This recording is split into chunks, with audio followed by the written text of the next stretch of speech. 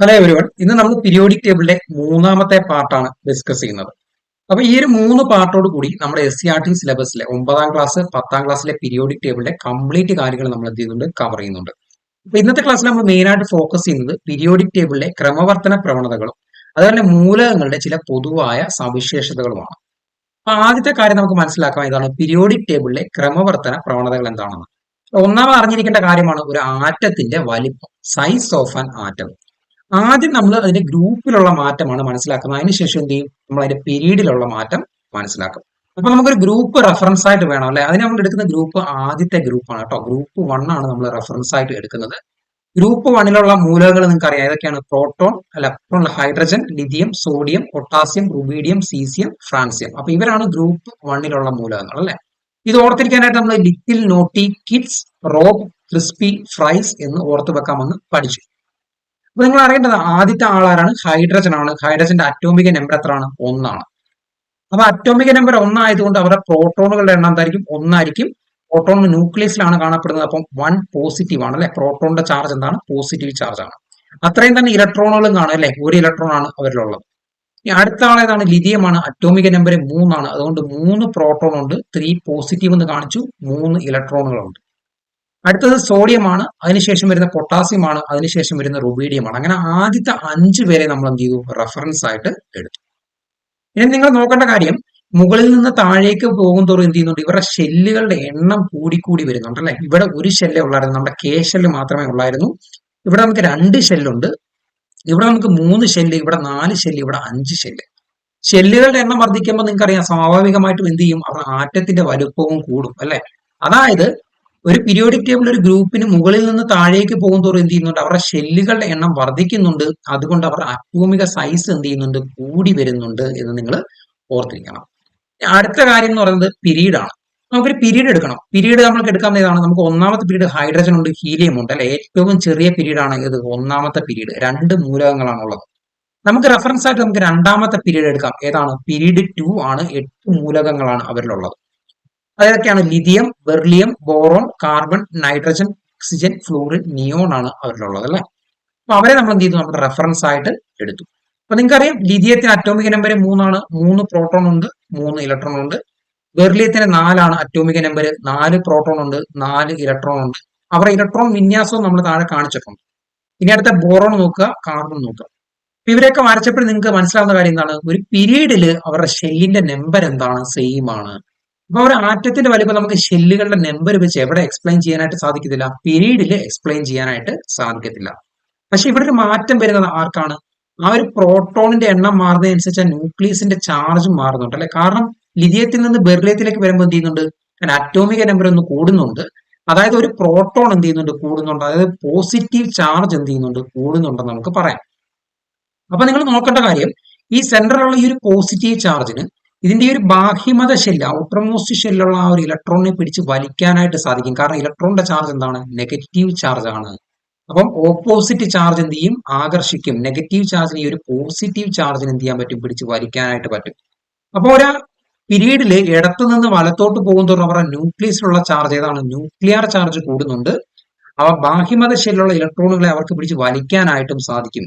നിങ്ങൾ നോക്ക്, ഈ ഒരു ഇലക്ട്രോണിനെ പിടിച്ച് വലിക്കുന്നത് 3 പോസിറ്റീവ് ചാർജ് ആണ് അല്ലെ. അതുകൊണ്ട് തന്നെ എന്ത് ചെയ്യാം, നമുക്ക് പറയാൻ പറ്റും, അവരുടെ ആ ഒരു സൈസിന്, ഈ ഒരു വലിക്കുന്ന ആ ഒരു സൈസ് വലിയ രീതിയിലുള്ള ഒരു ഒരു ബലം കൊടുക്കുന്നില്ല. അതുകൊണ്ട് അവരുടെ സൈസിന് വലിയ മാറ്റമൊന്നും ഉണ്ടാകത്തില്ല. അവർ അതേപോലെ തന്നെ നിൽക്കും. എന്നാൽ ഇവിടെ നോക്കിയേ, ഇവിടെ ഈ ഒരു ഇലക്ട്രോണിന് 4 പോസിറ്റീവ് ചാർജ് ആണ് വലിക്കുന്നത്. അതായത് കുറച്ചും കൂടെ ഒരു ബലം കൂടുതലാണ് അല്ലെ. അപ്പൊ അവർ ചെറുതായിട്ട് എന്ത് ചെയ്യും? ഒന്ന് ഷ്രിങ്ക് ആവും. നിങ്ങൾ ആ ആരോടെ സൈസ് നോക്കിയാൽ മനസ്സിലായി, ഇവിടത്തേനേക്കായി ഒരു ബലം എവിടെ കൊടുക്കുന്നുണ്ട്? ഇവിടെ കൊടുക്കുന്നുണ്ട്. ആർക്ക്? ഈ ഒരു ബാഹ്യമത ഷെല്ലുള്ള ഇലക്ട്രോണിന് ഈ ഒരു ന്യൂക്ലിയസിലെ ചാർജ് എന്ത് ചെയ്യുന്നുണ്ട്? കൊടുക്കുന്ന ബലം എന്ന് പറയുന്നത് ഇവിടുത്തതിനേക്കായും കൂടുതലാണ്. എന്നാൽ അടുത്തത് 5+ ആണ് വലിക്കുന്നത്. അപ്പൊ ഇത്തിലൂടെ ആ ഒരു ഫോഴ്സ് കൂടുതലായിരിക്കും അല്ലെ. അപ്പൊ അവരെന്ത് ചെയ്യും? ഒന്നുകൂടെ ഒന്ന് ചെറുതാവും. ഇനി ഒന്നുകൂടെ പിടിച്ച് വലിച്ചാൽ എന്ത് ചെയ്യും? ഈ ആറ്റം എന്ത് ചെയ്യും? അവർ ഒന്നുകൂടെ ചെറുതാവും. അതായത് ഒരു പീരീഡില് നമ്മൾ ഇടത്തു നിന്ന് വലത്തോട്ട് പോകുന്തോറും അവരുടെ ന്യൂക്ലിയർ ചാർജ് കൂടുന്നുണ്ട്. ന്യൂക്ലിയർ ചാർജ് കൂടുന്നതിന്റെ ഫലമായിട്ട് എന്ത് കുറയുന്നുണ്ട്? അറ്റോമിക സൈസ് കുറയുന്നുണ്ട്. അതായത് ഒരു ഗ്രൂപ്പില് നമുക്ക് പറയാം, അറ്റോമിക സൈസ് മുകളിൽ നിന്ന് താഴേക്ക് വരുന്തോറും എന്ത് ചെയ്യുന്നു? കൂടുന്നു. പക്ഷെ ഒരു പീരീഡിൽ അറ്റോമിക സൈസ് എന്ത് ചെയ്യുന്നു? കുറയുന്നു. അപ്പം ഇതിന്റെ കാരണം എന്താണ്? പീരീഡിൽ ഇടത്തുനിന്ന് വലത്തോട്ട് പോകുന്തോറും അവരുടെ ന്യൂക്ലിയർ ചാർജ് കൂടുന്നു. അതുകൊണ്ട് ആറ്റത്തിന്റെ വലിപ്പം എന്ത് ചെയ്യുന്നു? കുറഞ്ഞു വരുന്നു. ഇനി അടുത്ത നിങ്ങൾ അറിയേണ്ട കാര്യമാണ് അറ്റോമിക ആരം, അറ്റോമിക റേഡിയസ് എന്താണെന്ന് അറിയണം. ഇവിടെ പറയുന്നുണ്ട് ഒരു ന്യൂക്ലിയസിന്റെ കേന്ദ്ര ബിന്ദു മുതൽ ഏറ്റവും പുറത്തെ ഷെല്ലിലേക്കുള്ള ദൂരമാണ് അതിന്റെ അറ്റോമിക ആരം. ഓക്കെ, ആ ന്യൂക്ലിയസിന്റെ സെൻട്രൽ നിന്നും ആ ഏറ്റവും ഔട്ട്സൈഡ് ആയിട്ടുള്ള ആ ഒരു ബാഹ്യമത ഷെല്ലിലേക്കുള്ള ആ ഒരു ദൂരത്തെയാണ് നമ്മൾ അറ്റോമിക ആരം എന്ന് പറയുന്നത്. അപ്പൊ നമ്മൾ ഗ്രൂപ്പിൽ നോക്കുകയാണെങ്കിൽ ഗ്രൂപ്പിൽ അതിന് എന്ത് സംഭവിക്കുമെന്ന് മനസ്സിലാക്കണമെങ്കിൽ നമ്മൾ ഗ്രൂപ്പിലുള്ളവരെ എല്ലാം എടുത്തു അല്ലെ. ഇവിടുത്തെ അറ്റോമിക ആരം എങ്ങനെ കാണിക്കാൻ പറ്റും? നമുക്ക് ഇതിന്റെ സെൻട്രൽ നിന്ന് ഔട്ടർ മോസ്റ്റ് ഷെല്ല് വരെ ഉള്ള ദൂരം ഏതാണ്? ഇതാണ് അതിന്റെ അറ്റോമിക ആരം. അപ്പൊ അടുത്ത കേസിൽ എന്ത് ചെയ്തു? അറ്റോമിക ആരം വീണ്ടും കൂടി, അടുത്ത കേസിൽ വീണ്ടും കൂടി. അതായത് റുബീഡിയത്തിന്റെ കേസ് വരുമ്പോഴത്തേക്ക് അറ്റോമിക ആരം എന്ത് ചെയ്തു? വീണ്ടും വീണ്ടും കൂടി അല്ലെ. അതായത് ഒരു ഗ്രൂപ്പിൽ നിന്ന് മുകളിൽ നിന്ന് താഴേക്ക് വരുന്തോറും എന്ത് ചെയ്യുന്നുണ്ട്? അതിന്റെ അറ്റോമിക സൈസ് കൂടുന്നുണ്ട്, അവർ അറ്റോമിക ആരവും എന്ത് ചെയ്യുന്നുണ്ട്? കൂടുന്നുണ്ട്. എന്നാൽ നമുക്കൊരു പീരീഡ് നോക്കിക്കഴിഞ്ഞാലോ, നമ്മൾ നേരത്തെ എടുത്ത അതേ പീരീഡ് തന്നെ നമ്മൾ റെഫറൻസ് ആയിട്ട് എടുത്തു. നിങ്ങൾ നോക്കിയേ, അവിടുന്ന് ലിഥിയത്തിൽ നിന്ന് ഫ്ലോറിലേക്ക് നമ്മൾ കാണിച്ചു ആ ഒരു കംപ്ലീറ്റ് പീരീഡ് ക്രോസ് ചെയ്യുമ്പോൾ ഇടത്തു നിന്ന് വലത്തോട്ട് പോകും തോറും അവർ അറ്റോമിക ആരം എന്ത് ചെയ്യുന്നുണ്ട്? കുറഞ്ഞു കുറഞ്ഞു വരുന്നുണ്ട്. അപ്പൊ ഇത് രണ്ട് ഈസി ആയിട്ട് ഓർത്തിരിക്കുക. എന്താണ്? അറ്റോമിക ആരം കുറയുകയാണെങ്കിൽ അറ്റോമിക സൈസും കുറയും, അറ്റോമിക ആരം കൂടുവാണെങ്കിൽ എന്ത് ചെയ്യും? ആറ്റത്തിന്റെ സൈസും കൂടും. അപ്പൊ അതിന്റെ രണ്ടിന്റെ ആ ഒരു പ്രവണത എന്താണ്? സെയിം ആണ് അല്ലെ. അറ്റോമിക ആരം കൂടുന്നിടത്തെല്ലാം എന്ത് ചെയ്യുന്നുണ്ട്? അറ്റോമിക സൈസും കൂടുന്നുണ്ട്. ഇനി അടുത്ത് നിങ്ങൾ അറിഞ്ഞിരിക്കേണ്ട ഇമ്പോർട്ടന്റ് ആയിട്ടുള്ള ഒരു കാര്യമാണ് അയോണീകരണ ഊർജം, അയണൈസേഷൻ എനർജി എന്ന് പറയും കേട്ടോ. അയോണീകരണ ഊർജം അതെന്താന്ന് വെച്ച് കഴിഞ്ഞാൽ വാതകാവസ്ഥയിലുള്ള ഒറ്റപ്പെട്ട ഒരാറ്റത്തിന്റെ ബാഹ്യമത ഷെല്ല്, ഔട്ടർമോസ്റ്റ് ഷെല്ല് ഏറ്റവും ദുർബലമായി ബന്ധിച്ചിരിക്കുന്ന ഇലക്ട്രോണിനെ സ്വതന്ത്രമാക്കാൻ ആവശ്യമായ ഊർജമാണ് ആ മൂലകത്തിന്റെ അയോണിക ഊർജം എന്ന് പറയുന്നത്.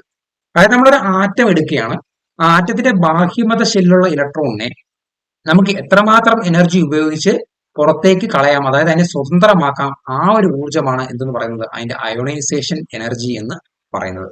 നമുക്ക് പെട്ടെന്ന് കളയാൻ പറ്റുമെങ്കിൽ അതിന്റെ അർത്ഥം എന്താണ്? അതിന് കുറച്ച് ഊർജ്ജം മതി അല്ലെ. അയണൈസേഷൻ എനർജി വളരെ കുറച്ച് മതി. പക്ഷെ നല്ല പാടാണ് കളയണമെങ്കിൽ എന്ത് ചെയ്യുക? അതിന് കൂടുതൽ എനർജി നമ്മൾ കൊടുക്കണം, എന്നാൽ മാത്രമേ അത് പുറത്തേക്ക് കളയാനായിട്ട് പറ്റത്തുള്ളൂ. അപ്പൊ അയണൈസേഷൻ എനർജി നമ്മൾ നോക്കുന്നതിൽ പ്രധാനപ്പെട്ട രണ്ട് കാര്യങ്ങളാണ് അയണൈസേഷൻ എനർജിയെ ആശ്രയിക്കുന്നത്. ഇത് നമുക്ക് സ്റ്റേറ്റ്മെന്റ് ആയിട്ടൊക്കെ PSCക്ക് ചോദിക്കാവുന്ന കാര്യമാണ്. അയോണീകരണ ഊർജ്ജത്തെ ആശ്രയിക്കുന്ന ഘടകങ്ങൾ ഏത് എന്ന് ചോദിക്കാം. ഏതൊക്കെയാണ്? ന്യൂക്ലിയർ ചാർജും ആറ്റത്തിന്റെ വലുപ്പവുമാണ്. അപ്പൊ നമ്മൾ ആദ്യം നോക്കുന്നത് ഏതാണ്? ഗ്രൂപ്പുകളാണ് ആദ്യം നമ്മൾ നോക്കുന്നത്. നമ്മുടെ റെഫറൻസ് ഗ്രൂപ്പ് എടുത്തു.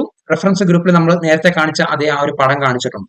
അപ്പൊ നിങ്ങൾ നോക്കൂ, ഇവിടെ ഈ ഒരു മുകളിൽ നിന്ന് താഴേക്ക് വരുന്നതോടെ നിങ്ങൾക്ക് നോക്കുക, ഇവിടെ ഈ ഒരു ന്യൂക്ലിയസ്, ഈ ഒരു ഇലക്ട്രോൺ അല്ലെ, ബാഹ്യമത ഷെല്ലുള്ള ആ ഒരു ഇലക്ട്രോൺ, ഈ ഇലക്ട്രോൺ നമുക്ക് പുറത്തേക്ക് പെട്ടെന്ന് കളയാൻ പറ്റുമെങ്കിൽ അവിടുത്തെ അയണൈസേഷൻ എനർജി എന്താണ്? കുറവാണ് അല്ലെ. പക്ഷെ നിങ്ങൾ നോക്കി, ഈ ഒരു ഇലക്ട്രോൺ ഈ ഒരു ന്യൂക്ലിയസുമായിട്ട് വളരെ അടുത്താണുള്ളത് അല്ലെ, വളരെ അടുത്താണ്. അതായത് അവർ തമ്മിൽ നല്ലൊരു ആകർഷണ ബലമുണ്ട്. അപ്പൊ ഇവരെ നമുക്ക് പെട്ടെന്ന് പുറത്തേക്ക് കളയാനായിട്ട് പറ്റത്തില്ല. നമ്മൾ അതിന് കൂടുതൽ ഊർജം കൊടുക്കണം, അതായത് കൂടുതൽ അയണീകരണ ഊർജം കൊടുക്കണം. എന്നാൽ ഇവിടാണ് ഇത്തിരി കൂടെ ഒരു ദൂരമുണ്ട് അല്ലെ, ഇത്തിരി കൂടെ ഒരു ദൂരമുണ്ട്, നമുക്ക് ഇവരെ ഇത്തിരി കൂടെ എളുപ്പത്തിൽ എന്ത് ചെയ്യാൻ പറ്റും? കളയാനായിട്ട് സാധിക്കും. പക്ഷെ ഇങ്ങനെ ഇങ്ങോട്ട് വന്ന് ഈ ഒരു വലിയ ആറ്റം റുബീഡിയം എടുത്തു കഴിഞ്ഞാൽ ഇവരെ ഈ സെന്ററിലെ ആ ഒരു ചാർജും ഇവരും തമ്മിൽ നല്ല ദൂരമുണ്ട് അല്ലെ, നല്ല ദൂരമുണ്ട്. അതായത് ഇവരെ നമുക്ക് ഈസി ആയിട്ട് കളയാനായിട്ട് സാധിക്കും. പക്ഷെ നിങ്ങൾ ചിന്തിക്കുക, ഇവിടെ 37 പോസിറ്റീവ് ചാർജ് ഇല്ലേ, അപ്പം അവർ തമ്മിൽ നല്ലൊരു അട്രാക്ഷൻ ഇല്ലേ എന്ന് നിങ്ങൾക്ക് തോന്നും. പക്ഷെ ഇതിനിടയ്ക്ക് ധാരാളം ഇലക്ട്രോണുകളുണ്ട്, അവരെ എല്ലാം ഈ ഒരു ഓർബിറ്റിൽ പിടിച്ചു നിർത്താനായിട്ട് ഈ ഒരു ചാർജ് യൂസ് ചെയ്യുന്നുണ്ട്. അതുകൊണ്ട് ഈ ഒരു ബാഹ്യമതശീലുള്ള ഇലക്ട്രോണിനെ ഈ ഒരു പോസിറ്റീവ് ചാർജിനെ ആകർഷിക്കാനുള്ള ബലം എന്താണ്? വളരെ കുറവാണ്. ഇവരെ നമുക്ക് ഈസി ആയിട്ട് ഇതിന്റെ ബാഹ്യമതശീലിൽ നിന്ന് പുറത്തേക്ക് കളയാനായിട്ട് സാധിക്കും. വളരെ കുറച്ച് എനർജി മതി. അതായത് മുകളിൽ നിന്ന് താഴേക്ക് വരുന്നതോടെ നമുക്ക് പറയാൻ പറ്റും എന്ത്? ആറ്റത്തിന്റെ വലിപ്പം കൂടുന്നു, അതിന്റെ അയോണീകരണ ഊർജ്ജം എന്ത് ചെയ്യുന്നു? കുറയുന്നു. വളരെ കുറച്ച് ഊർജ്ജം മതി ഇവിടുന്ന് ഒരു ഇലക്ട്രോണിനെ നമുക്ക് പുറത്തേക്ക് കളയാനായിട്ട്, അവിടെ സ്വതന്ത്രമാക്കാനായിട്ട് വളരെ കുറച്ച് ഊർജ്ജം മതി. അതുകൊണ്ട് മുകളിൽ നിന്ന് ഒരു ഗ്രൂപ്പിൽ മുകളിൽ നിന്ന് താഴേക്ക് വരുന്നതോറും അവരുടെ അയോണീകരണ ഊർജ്ജം എന്ത് ചെയ്യുന്നുണ്ട്? കുറയുന്നു എന്ന് നിങ്ങൾ അറിഞ്ഞിരിക്കണം. അതായത് അതിനനുസരിച്ച് പോസിറ്റീവ് അയോൺ ഉണ്ടാകാനുള്ള പ്രവണത കൂടുന്നു. നിങ്ങൾക്കറിയാം എങ്ങനെയാണ് ഒരു ആറ്റം പോസിറ്റീവായിട്ട് മാറുന്നത്? ഒരു ഇലക്ട്രോണിനെ നഷ്ടപ്പെടുത്തുമ്പോഴാണ് ഒരു ആറ്റം പോസിറ്റീവ് ചാർജ് ആയിട്ട് മാറുന്നത്.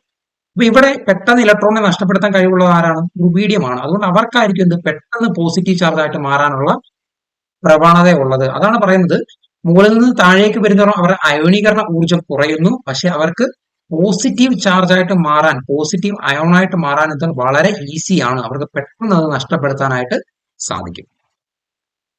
ഇനി നമുക്കൊരു പീരീഡിൽ നോക്കാം. അതേ റെഫറൻസ് പീരീഡ് എടുത്തു. പീരീഡിൽ നിങ്ങൾ നോക്കിയാൽ ഇങ്ങനെയാണ് വരുന്നത് അല്ലെ. ഇതാണ് അതിന്റെ ഓർഡർ എന്ന് പറയുന്നത്. ഇവിടെ നോക്കുക, ഒരു പീരീഡിൽ നിങ്ങൾ നോക്കുമ്പോൾ നമ്മൾ പറഞ്ഞു എന്താണ് സംഭവിക്കുന്നത്, ഇവരുടെ ന്യൂക്ലിയർ ചാർജ് കൂടുന്നുണ്ട്, ന്യൂക്ലിയർ ചാർജ് കൂടുന്നുണ്ട്. ന്യൂക്ലിയർ ചാർജ് കൂടുക എന്ന് പറഞ്ഞാൽ എന്ത് സംഭവിക്കുന്നത്, ഇവർക്ക് ഈ ഒരു ഇലക്ട്രോണ് നല്ലൊരു ആകർഷണ ബലമുണ്ട് അല്ലെ, എല്ലായിടത്തും ഒരേ നമ്പർ ഷെല്ലാണുള്ളത്.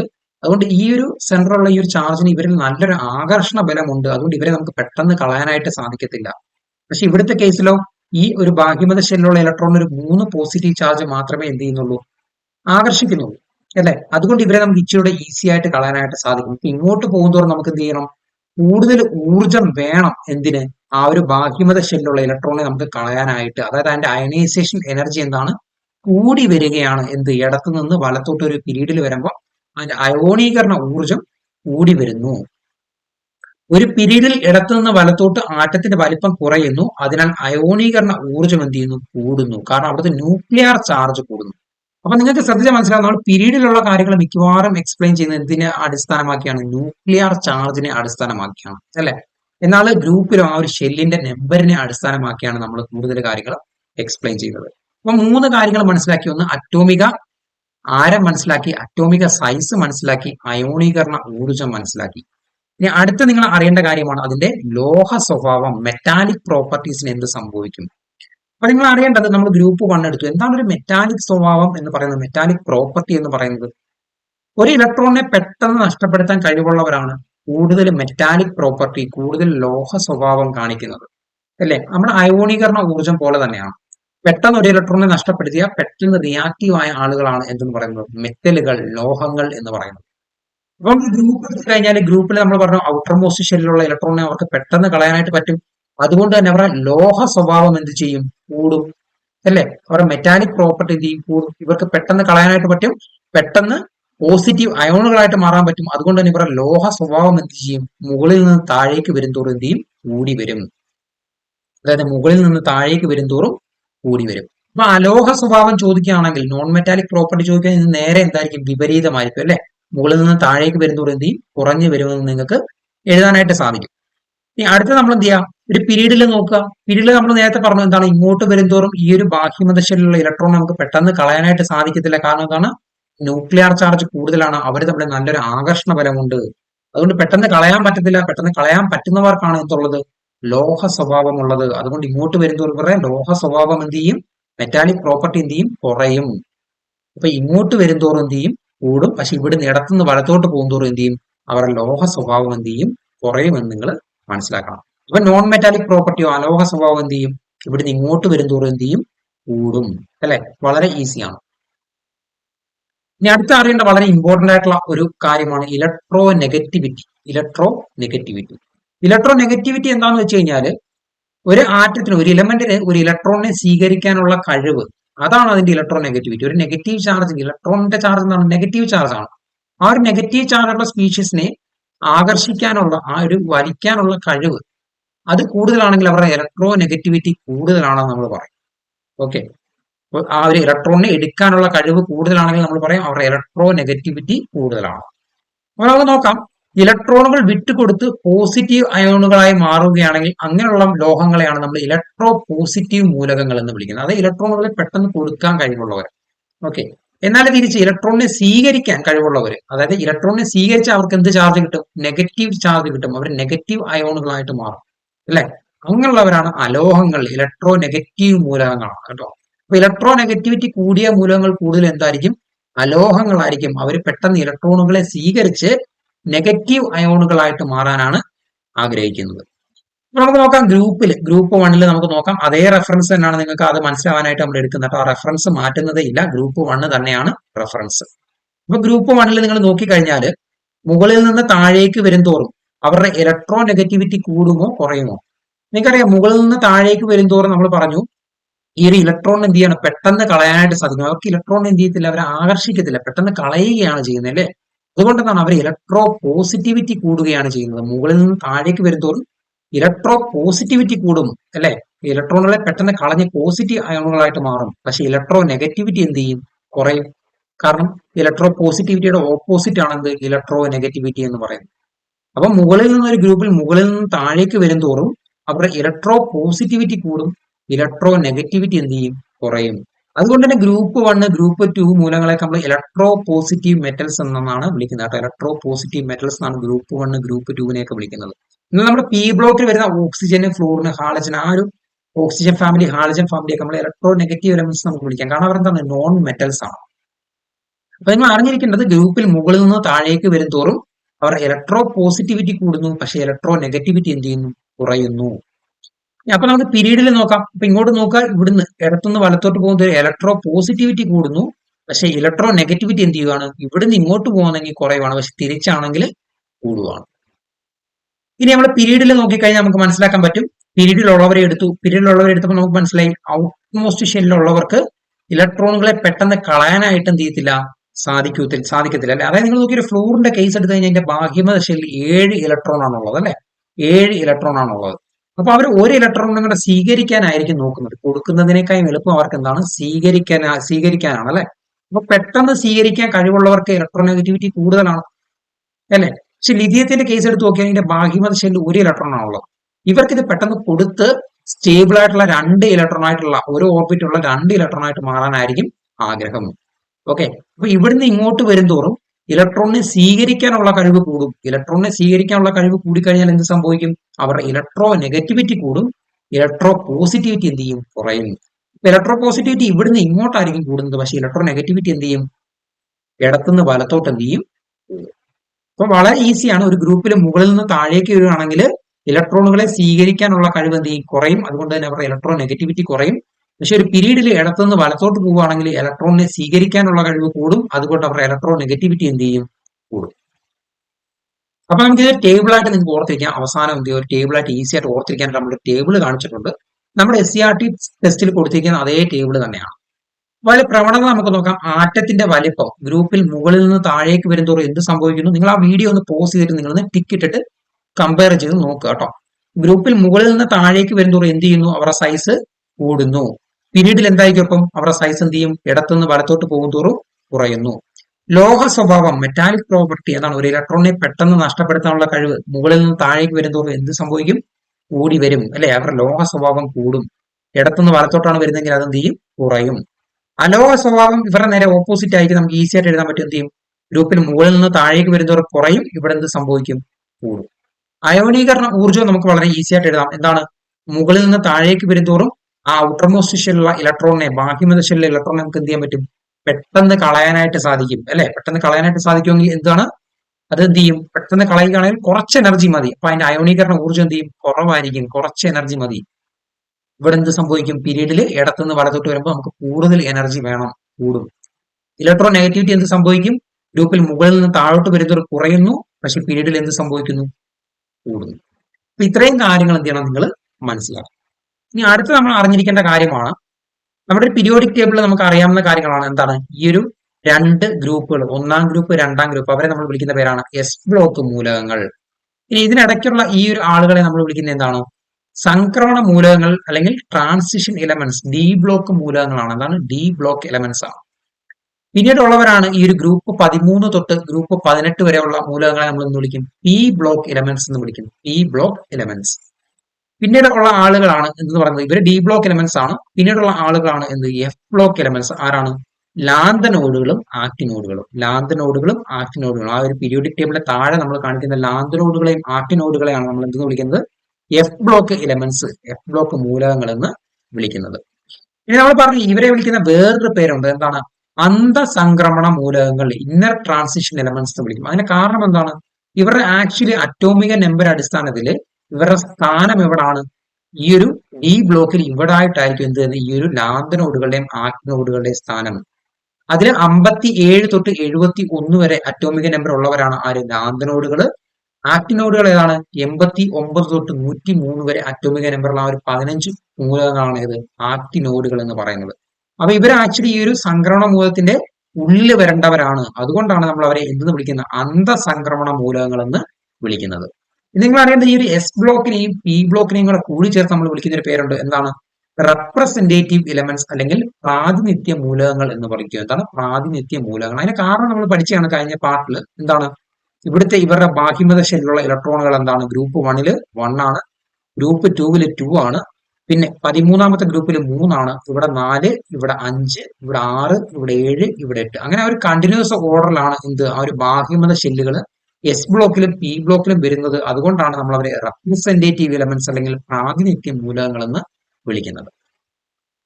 ഇനി നമ്മൾ എസ് ബ്ലോക്കിൽ നിങ്ങൾ അറിഞ്ഞിരിക്കേണ്ട മൂലകങ്ങളുടെ ചില പൊതുവായ സവിശേഷതകളാണ് കേട്ടോ. അപ്പൊ നമ്മുടെ SCERT സിലബസിൽ നമ്മൾ പറഞ്ഞിരിക്കുന്ന കുറച്ച് കാര്യങ്ങളും പിന്നെ നമ്മുടെ +2 NCERT സിലബസിൽ പറഞ്ഞിരിക്കുന്ന നിങ്ങൾക്ക് ആവശ്യമുള്ള കാര്യങ്ങൾ മാത്രം ഉൾപ്പെടുത്തിയിട്ടാണ് ഈ ഒരു ടോപ്പിക് നമ്മൾ മുന്നോട്ട് പോകുന്നത്. അപ്പൊ നമ്മൾ എസ് ബ്ലോക്ക് എലമെന്റ്സ് ഏതൊക്കെയാണ്? നമ്മുടെ ഗ്രൂപ്പ് 1 ഉണ്ട്, ഗ്രൂപ്പ് 2 ഉണ്ട്. ഇവരാണ് എസ് ബ്ലോക്ക് എലമെന്റ്സ് അല്ലേ. അതിൽ ആദ്യം വരുന്ന ആ ഒരു ഗ്രൂപ്പ് 1 ആളുകളെയാണ് നമ്മൾ ആൽക്കലി മെറ്റൽസ് അല്ലെങ്കിൽ ആൽക്കലി ലോഹങ്ങൾ എന്ന് പറയുന്നത്. ഇനി രണ്ടാമതുള്ള ഗ്രൂപ്പുകളെ നമ്മൾ വിളിക്കുന്നവരാണ് ആൽക്കലൈൻ എർത്ത് ലോഹങ്ങൾ. ഏതാണ്? ആൽക്കലൈൻ എർത്ത് ലോഹങ്ങളാണ് ഗ്രൂപ്പ് 2. ഇനി ഇവരുടെ പ്രത്യേകത എന്ന് പറഞ്ഞാൽ ഇവർ കൂടുതലും ഓക്സൈഡുകളും ഹൈഡ്രോക്സൈഡുകളുമാണ് ഫോം ചെയ്യുന്നത്. ഓക്സൈഡുകളും ഹൈഡ്രോക്സൈഡുകളുമാണ് ആര് കാണിക്കുന്നത്? കൂടുതലും ഫോം ചെയ്യുന്നത് ഈ ഒരു എസ് ബ്ലോക്ക് മൂലകങ്ങൾ ഫോം ചെയ്യുന്നത്. ഈ ഒരു ഓക്സൈഡുകളുടെയും ഹൈഡ്രോക്സൈഡുകളുടെ ഒക്കെ പ്രത്യേകത, ഉദാഹരണത്തിന് സോഡിയം ഹൈഡ്രോക്സൈഡ് അല്ലെങ്കിൽ ലിഥിയം ഓക്സൈഡ്, ഇവരൊക്കെ എന്താണ്? ബേസിക് ക്യാരക്ടറാണ്, അവർക്ക് ബേസിക് സ്വഭാവമാണ് ഉള്ളത്.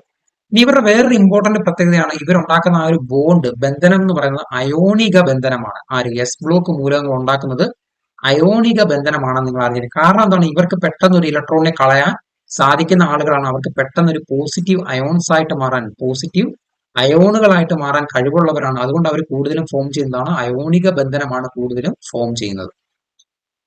ഇനി നിങ്ങൾ ഇവരുടെ കളർ എന്ന് അറിഞ്ഞിരിക്കുക. ഏതാണ്? മെറ്റൽ ലിഥിയത്തിന്റെ എന്താണ്? ക്രിംസൺ റെഡ് ആണ് എന്തിന്റെ കളർ? ലിഥിയത്തിന്റെ കളർ. സോഡിയത്തിൻ്റെത് യെല്ലോ ആണ്, പൊട്ടാസ്യത്തിന്റെ വയലറ്റ് കളറാണ്, റുബീഡിയത്തിന്റെ റെഡ് വയലറ്റ് ആണ്, സീസിയത്തിന്റെ ബ്ലൂ കളറാണ്. ഇനി അടുത്ത നിങ്ങൾ അറിഞ്ഞിരിക്കേണ്ട വളരെ ഇമ്പോർട്ടന്റ് ആയിട്ടുള്ള കാര്യമാണ് ഇവരുടെ സംയോജകത. എന്താണ്? വാലൻസി. അതേപോലെ ഇവരുടെ ഓക്സീകരണാവസ്ഥ, ഓക്സിഡേഷൻ സ്റ്റേറ്റ്. അതേപോലെ തന്നെ അവരെ റെപ്രസെന്റ് ചെയ്യുന്ന ആ അയോണിനെ റെപ്രസെന്റ് ചെയ്യുന്ന അവരുടെ പ്രതീകവും നിങ്ങൾ അറിഞ്ഞിരിക്കണം. ഇപ്പൊ 1ാം ഗ്രൂപ്പിലുള്ളവർ ആരൊക്കെയാണ്? Lithium, sodium, hydrogen, lithium, sodium, potassium, rubidium, caesium, francium. ഇതിൽ ഹൈഡ്രജൻ മാത്രമാണ് അലോഹം, ബാക്കിയെല്ലാം എന്താണ്? മെറ്റൽസ് ആണ്, ലോഹങ്ങളാണ്. ഓക്കെ. അപ്പൊ 1ാം ഗ്രൂപ്പിന്റെ വാലൻസി എന്താണ്? സംയോജകത എന്താണ്? അവർ 1 അല്ലെ. 1ാമത്തെ ഗ്രൂപ്പിന്റെ വാലൻസി 1 നമ്മൾ ആദ്യത്തെ പാർട്ടിൽ പഠിച്ചതാണ്. 2ാമത്തെ ഗ്രൂപ്പിന്റെ വാലൻസി എന്താണ്? 2. ഇനി അവരുടെ ഓക്സീകരണ അവസ്ഥ എന്ന് പറഞ്ഞാൽ ഇവർക്ക് ഒരു ഇലക്ട്രോണിനെയാണ് പുറത്തേക്ക് കളയാനായിട്ട് പറ്റുന്നത്. അതുകൊണ്ട് അവരുടെ ഓക്സീകരണ അവസ്ഥ എന്താണ്? +1 ആണ്. കളയുന്നത് കൊണ്ട് എന്താണ്? +1 ആണ്. സ്വീകരിക്കുന്നവർക്ക് എന്താണ്? മൈനസ് ചാർജ് ആണ്. ഇനി 2ാമത്തെ ഗ്രൂപ്പിന് 2 ഇലക്ട്രോണിനെ പുറത്തേക്ക് നഷ്ടപ്പെടുത്താൻ കഴിയും. അതുകൊണ്ട് അവരുടെ ഓക്സീകരണാവസ്ഥ എന്തായിരിക്കണം? +2 ആയിരിക്കണം.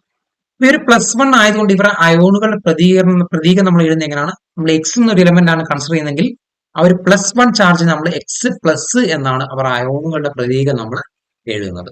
ഇനി 2ാം ഗ്രൂപ്പിൽ എടുത്ത് കഴിഞ്ഞാൽ നമ്മൾ പറഞ്ഞു അവരുടെ ഓക്സീകരണാവസ്ഥ എന്താണ്? +2 ആണ്. അതുകൊണ്ടാണ് Y2+ എന്ന് എഴുതിയത്. അപ്പൊ എക്സ് എന്നൊരു മൂലകത്തിന്റെ 1ാം ഗ്രൂപ്പിലാണ് അവരുടെ പ്രതീകം എഴുതേണ്ടത് X+ എന്നാണ്. 2ാം ഗ്രൂപ്പാണ് ഒരു മൂലകം Y ആണെങ്കിൽ Y2+ എന്നാണ് നമ്മൾ എഴുതുന്നത്. ഇനി നമ്മൾ അറിഞ്ഞിരിക്കേണ്ട വളരെ ഇമ്പോർട്ടന്റ് ആയിട്ടുള്ള കാര്യമാണ്, പല PSC ചോദ്യങ്ങൾക്ക് PSC എക്സാംസിന് കണ്ടുവന്ന ചോദ്യങ്ങളൊക്കെ ഈ ഒരു പാർട്ടിൽ നിന്ന് വരാറുണ്ട് കേട്ടോ. ഒന്ന് റിയാക്ടിവിറ്റി ടുവേഴ്സ് എയർ, എയറുമായിട്ടുള്ള അവരുടെ ആ ഒരു റിയാക്ടിവിറ്റി എന്താണ് എന്ന്. അതിൽ ആദ്യം എയറിലുള്ള ഓക്സിജൻ ആണ് നമുക്ക് മനസ്സിലാക്കേണ്ടത്.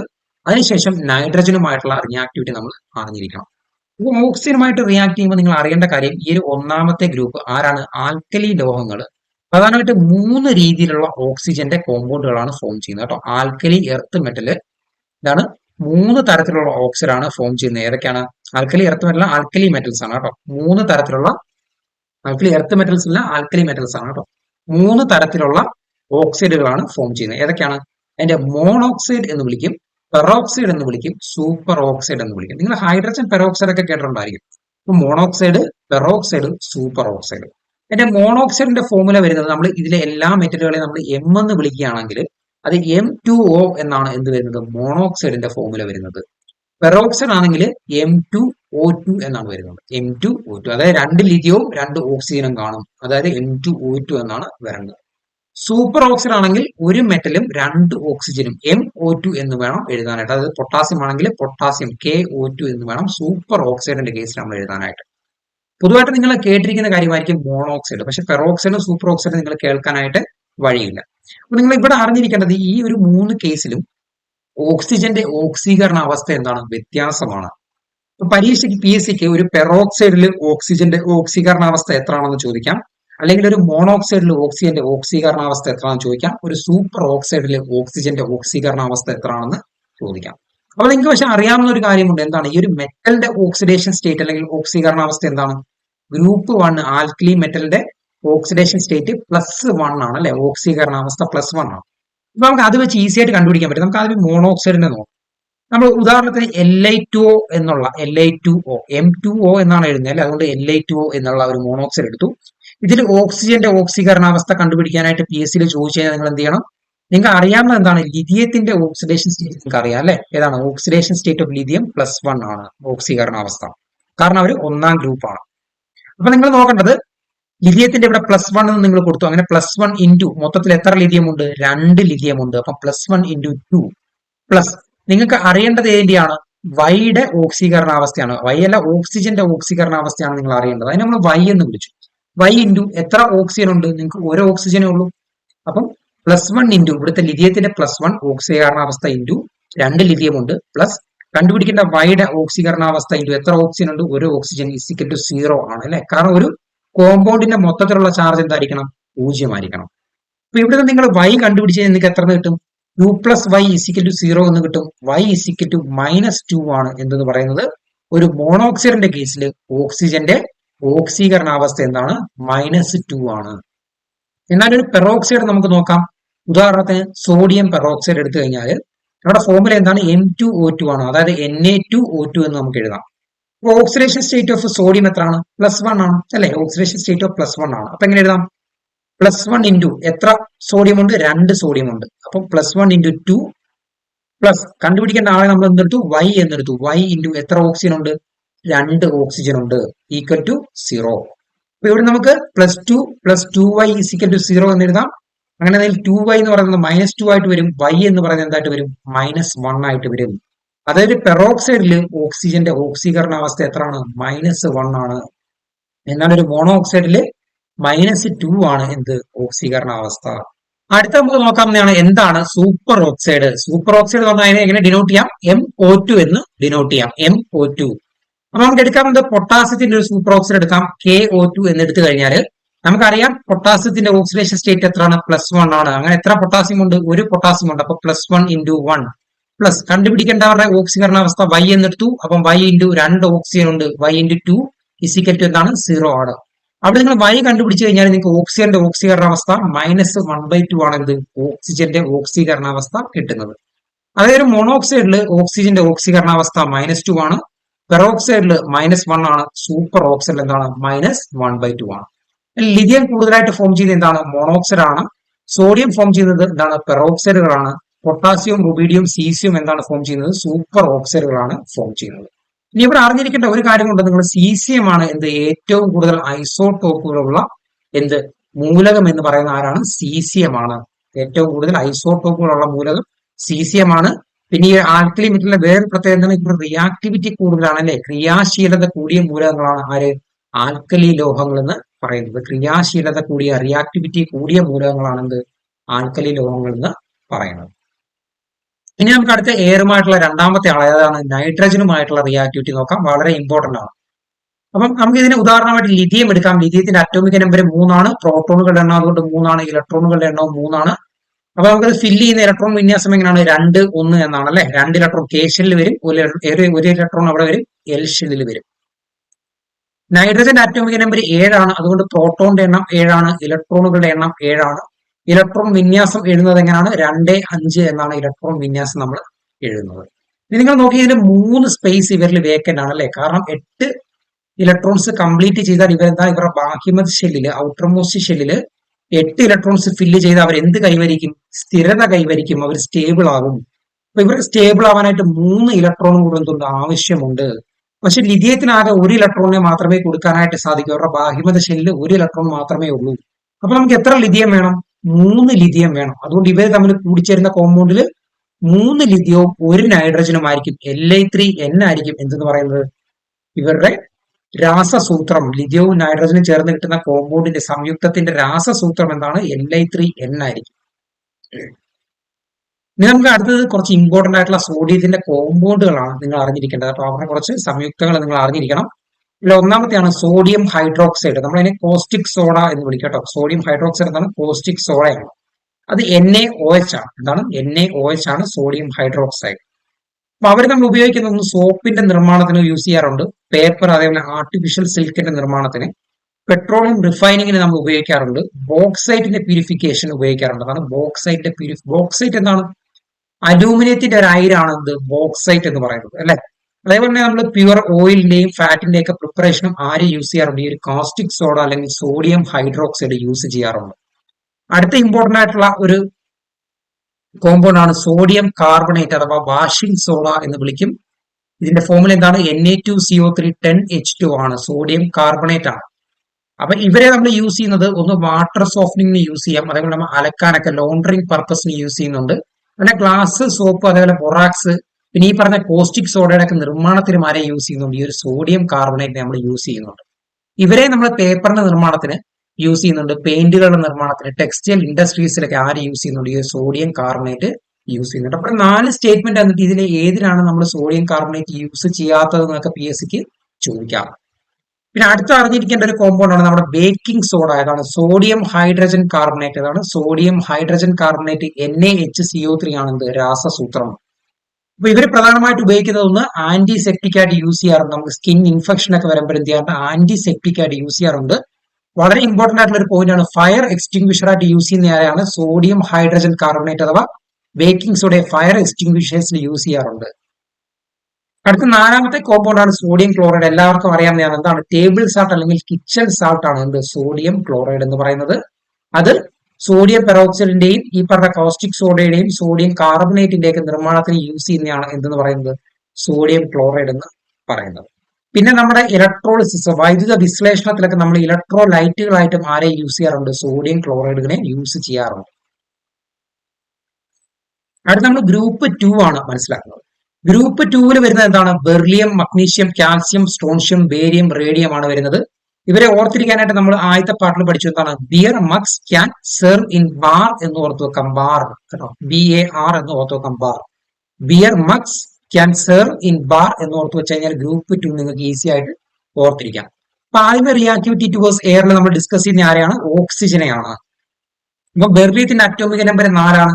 അപ്പൊ പ്രോട്ടോണിന്റെ എണ്ണം 4 ആണ്, ഇലക്ട്രോണിന്റെ എണ്ണം 4 ആണ്. അപ്പൊ ഇലക്ട്രോൺ വിന്യാസം 2 എന്ന് വരും. ഓക്സിജന്റെ നോക്കാം, അല്ലാത്ത മഗ്നീഷ്യത്തിന്റെ നോക്കാം. രണ്ടാമത്തെ ഒരു ഗ്രൂപ്പിൽ വരുന്ന അടുത്ത മൂലകമാണ് ഇത് മഗ്നീഷ്യം. അതിന്റെ ബാഹ്യമത ഷെല്ലുള്ള ഇലക്ട്രോൺ എത്ര ആയിരിക്കും? 2 തന്നെ ആയിരിക്കും, അല്ലെ? അവർ അറ്റോമിക് നമ്പർ എത്രയാണ്? 12 ആണ്. ഇനി ഇവർ ഓക്സിജനുമായിട്ട് റിയാക്ട് ചെയ്ത് കഴിഞ്ഞാൽ എന്ത് ഫോം ചെയ്യുമെന്നാണ് നമുക്ക് നോക്കുന്നത്. അപ്പം ബെർലിയം ഓക്സൈഡുകളാണ് ഫോം ചെയ്യുന്നത്. ബെർലിയം ഓക്സൈഡുകളാണ് ഫോം ചെയ്യുന്നത്. മഗ്നീഷ്യം ഓക്സൈഡ് ആണ് ഫോം ചെയ്യുന്നത്. MgO എന്നാണ് രാസസൂത്രം വരുന്നത്. അപ്പൊ നമുക്ക് അത് എങ്ങനെ വന്നു എന്ന് പറഞ്ഞു കഴിഞ്ഞാൽ ഓക്സിജന്റെ അറ്റോമിക് നമ്പർ എത്രയാണ്? 8 ആണ്. അതായത് 2 6 ആണ്, അല്ലെ? ബാഹ്യമത ഷെല്ലിൽ 6 ഇലക്ട്രോൺ ഉണ്ട്. അപ്പൊ 2 ഇലക്ട്രോണിനും കൂടെ സ്വീകരിച്ചാൽ അവർക്ക് സ്ഥിരത കൈവരിക്കാനായിട്ട് പറ്റും. 2 8 എന്ന ഇലക്ട്രോൺ വിന്യാസത്തിലേക്ക് മാറാനായിട്ട് സാധിക്കും. പക്ഷെ ഒരു ബെർലിയം അല്ലെങ്കിൽ ഒരു മഗ്നീഷ്യത്തിന് എത്ര ഇലക്ട്രോണിനെ കൊടുക്കാനുള്ള കഴിവുണ്ട്? 2 ഇലക്ട്രോണിനെ കൊടുക്കാനുള്ള കഴിവുണ്ട്. അതുകൊണ്ട് ഒരു ഓക്സിജന് ഒരു ബെർലിയത്തിന്റെ അല്ലെങ്കിൽ ഒരു മഗ്നീഷ്യത്തിന്റെ ആവശ്യം മാത്രമേ ഉള്ളൂ. അതുകൊണ്ടാണ് MgO എന്ന രാസസൂത്രം വന്നത്. അടുത്ത നമ്മൾ നോക്കുന്നത് ഗ്രൂപ്പ് 2 മൂലകങ്ങളും നൈട്രജനും തമ്മിലുള്ള റിയാക്ടിവിറ്റിയാണ്. അപ്പൊ നമുക്കറിയാം ബെർലിയം എന്ന് പറയുന്നത് അതിന്റെ അറ്റോമിക് നമ്പർ 4 ആണ്. അതുകൊണ്ട് തന്നെ അവർ ഇലക്ട്രോൺ വിന്യാസം എന്തായിരിക്കും? 2 2 ആയിരിക്കും, അല്ലെ? അവരുടെ ബാഹ്യമത ഷെല്ലിൽ 2 ഇലക്ട്രോണുകളാണ് ഉള്ളത്. ഇവർ നൈട്രജനുമായിട്ട് റിയാക്ട് ചെയ്യണം. നൈട്രജൻ വരുന്ന ഗ്രൂപ്പ് ഏതാണ്? 15ാമത്തെ ഗ്രൂപ്പാണ്, അല്ലെ? നൈട്രജൻ കുടുംബമാണ്. അപ്പൊ ഇവരുടെ അറ്റോമിക് നമ്പർ എത്രയാണ്? 7 ആണ്. അതുകൊണ്ട് 2 5 ആണ് അവരുടെ ഇലക്ട്രോൺ വിന്യാസം. അതായത് ഇവരുടെ ബാഹ്യമത ഷെല്ല് 3 ഇലക്ട്രോണുകളെയും കൂടെ സ്വീകരിച്ചു കഴിഞ്ഞാൽ ഇവർക്ക് 8 ഇലക്ട്രോൺസ് ആയിട്ട് മാറാനായിട്ട് പറ്റും. അവർക്ക് സ്ഥിരത കൈവരിക്കാനായിട്ട് സാധിക്കും. പക്ഷെ ഒരു ബെർലിയത്തിന് ആകെ 2 ഇലക്ട്രോണിനെ കൊടുക്കാനായിട്ട് സാധിക്കത്തുള്ളൂ. പക്ഷെ നൈട്രജൻ എത്ര ഇലക്ട്രോണിനെ വേണം? 3 ഇലക്ട്രോണിനെ വേണം. അതായത് ഒരു ബെർലിയോ നൈട്രജനോട് ചേർന്ന് ഒരിക്കലും നമുക്ക് എന്ത് ചെയ്യാൻ പറ്റത്തില്ല? ഒരു സംയുക്തം ഉണ്ടാക്കാനായിട്ട് സാധിക്കത്തില്ല. ഇങ്ങനെ വരുന്ന കേസിൽ നമുക്ക് എങ്ങനെ കണ്ടുപിടിക്കാം എന്ന് വെച്ച് കഴിഞ്ഞാൽ വളരെ ഈസിയാണ്. നമുക്കിപ്പോ കണ്ടുപിടിക്കേണ്ട എന്താണ്? ബെർലിയവും നമ്മുടെ നൈട്രജനും തമ്മിൽ ചേർന്ന് കിട്ടുന്ന കോമ്പൗണ്ടിന്റെ ആ ഒരു രാസസൂത്രമാണ് നമുക്ക് കണ്ടുപിടിക്കേണ്ടത്. ബെർലിയം ഗ്രൂപ്പ് 2 ആണ്. അവരുടെ ഓക്സീകരണാവസ്ഥ +2 ആണെന്ന് നമുക്കറിയാം. നൈട്രജന് 3 ഇലക്ട്രോണിനെ കൂടെ വാങ്ങണം. അപ്പൊ അവരെന്താണ്? -3 ആണ് ഇത് അവരുടെ ഓക്സീകരണാവസ്ഥ. ഇനി കണ്ടുപിടിക്കേണ്ടതാണ് എത്ര ബെർലിയം ഉണ്ട്, എത്ര നൈട്രജൻ ഉണ്ട്. അവർ XY എന്ന് കൊടുത്തു. അങ്ങനെയാണെങ്കിൽ എക്സ് ഇൻറ്റു എത്രയാണ് പോസിറ്റീവ് ചാർജ് ബെർലിയത്തിന്റെ +2 ആണ്, പ്ലസ് വൈ ഇൻറ്റു എത്രയാണ് നൈട്രജന്റെ -3 ആണ്, എത്ര വരണം 0 വരണം. അതായത് 2x - 3y എന്ന് പറയുന്നത് എന്തായിട്ട് കിട്ടണം 0 ആയിട്ട് കിട്ടണം. 2x എന്ന് പറയുന്നത് എന്തായിട്ട് മാറണം 3y ആയിട്ട് മാറണം. x എന്ന് പറയുന്നത് എന്താണ് 3/2y ആണ് അല്ല, ഇതാണ് ഉത്തരം. ഇനി നിങ്ങൾ വൈക്ക് 1 എന്ന് കൊടുത്തു കഴിഞ്ഞാൽ എക്സിന്റെ വാല്യൂ എത്ര കിട്ടും 3/2 എന്ന് കിട്ടും. ഇനി നിങ്ങൾ വൈക്ക് എത്ര എന്ന് കൊടുക്കുകയാണ് 2 എന്ന് കൊടുത്തു കഴിഞ്ഞാൽ എക്സിന്റെ വാല്യൂ എത്ര കിട്ടും 3 എന്ന് കിട്ടും. ഇനി വൈക്ക് നിങ്ങൾ 3 ആണ് കൊടുക്കുന്നത്, ഇനി എക്സിന്റെ വാല്യൂ എത്ര കിട്ടും 3 × 3 9/2 ആണ് എന്ന് പറയുന്നത് എക്സിന്റെ വാല്യൂ. ഒരിക്കലും ഈ ഒരു താഴെ കാണിക്കുന്ന എക്സിന്റെ വാല്യൂ എന്ത് ചെയ്തില്ല, ഒരിക്കലും ഒരു ഫ്രാക്ഷൻ ആവത്തില്ല. അതുകൊണ്ട് ഇവർ രണ്ടും എന്താണ് തെറ്റാണ്, ഈ ഒരു വാല്യൂ ആയിരിക്കും വരേണ്ടത്.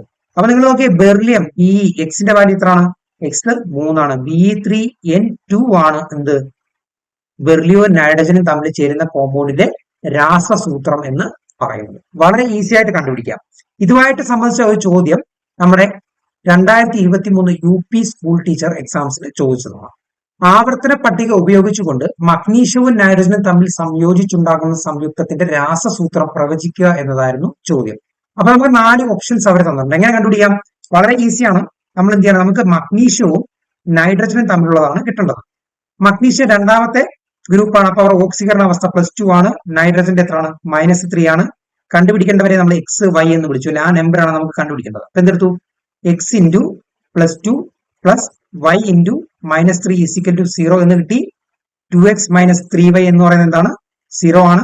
അപ്പം x എന്നിട്ട് നേരത്തെ കിട്ടിയതാണ് എന്താണ് 3/2y ആണ്. അപ്പൊ നമുക്ക് നേരത്തെ ബെർലിയം 3 നൈട്രജൻ 2 എന്നായിരുന്നു കിട്ടിയത് അല്ലെ, അതായത് ഓപ്ഷൻ ബി ആണ് എന്തെന്ന് പറയുന്നത് കറക്റ്റ് ആയിട്ടുള്ള ഉത്തരം വരുന്നത്. ഇനി അടുത്ത് നിങ്ങൾ അറിയേണ്ടത് സം ഇമ്പോർട്ടന്റ് കോമ്പൗണ്ട്സ് സോഡിയവും കാൽസ്യം നമ്മൾ നേരത്തെ പറഞ്ഞതാണ്. നിങ്ങൾ ഈസി ആയിട്ട് നിങ്ങൾ മനസ്സിലാക്കാൻ വേണ്ടി എന്ത് ചെയ്യാം, നമ്മൾ ടേബിൾ ആയിട്ട് കൊടുത്തിരിക്കുകയാണ്. സോഡിയം ഹൈഡ്രോക്സൈഡ് NaOH നമ്മൾ വിളിക്കുന്ന പേരെന്താണ് കോസ്റ്റിക് സോഡയാണ്. സോഡിയം കാർബണേറ്റ് എന്താണ് വാഷിംഗ് സോഡയാണ്. സോഡിയം ഹൈഡ്രജൻ കാർബണേറ്റ് NaHCO3 എന്താണ് ബേക്കിംഗ് സോഡയാണ്. സോഡിയം ക്ലോറൈഡ് എന്താണ് ടേബിൾ സാൾട്ട് ആണ്, അല്ലെങ്കിൽ കിച്ചൺ സാൾട്ട് ആണ്. കാൽസ്യത്തിന്റെ ഇമ്പോർട്ടന്റ് ആയിട്ടുള്ള കോമ്പൗണ്ട് ആണ് ഒന്ന് കാൽസ്യം ഓക്സൈഡ്. നിങ്ങൾ അറിഞ്ഞിരിക്കേണ്ടത് അതിനെ നമ്മൾ ക്വിക്ക് ലൈം എന്നാണ് വിളിക്കുന്നത്. ക്വിക്ക് ലൈം ആണത് calcium oxide. Calcium sulphate hemi hydrate എന്താണ് പ്ലാസ്റ്റർ ഓഫ് പാരിസ് ആണ് കേട്ടോ. CaSO4 ½ എന്ന് വരുവാണെങ്കിൽ അത് പ്ലാസ്റ്റർ ഓഫ് പാരിസും, കാൽസ്യം സൾഫേറ്റ് അത് 2H2O എന്ന് വരുവാണെങ്കിൽ അവരെന്താണ് ജിപ്സം ആണ്.